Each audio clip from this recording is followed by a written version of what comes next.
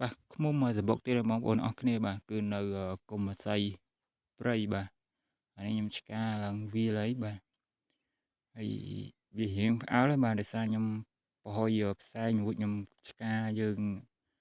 កបិតខ្ញុំអត់មានកន្ត្រៃកាត់អញ្ចឹងវារៀងផ្អើលហើយឃ្មុំនេះអត់ធំហ្មងនេះបាទរៀងទូចទេហើយក្បាលទឹកក៏មានមិនច្រើនទេបាទនៅកណ្ដាលគុំបងប្អូនអស់គ្នាបាទឃ្មុំមួយនឹងខ្ញុំឆ្កាទងំតាវាលប៉ុណ្ណេះយូរដែរបាទជិត1ម៉ោងខ្ញុំកាត់មែកវាមួយកុំឲ្យវាបែកក្បាលទឹកហើយនឹងផ្លិតវាបាទចានេះរៀងវាលហើយខ្ញុំកំពុងតែប្រហុយដើម្បី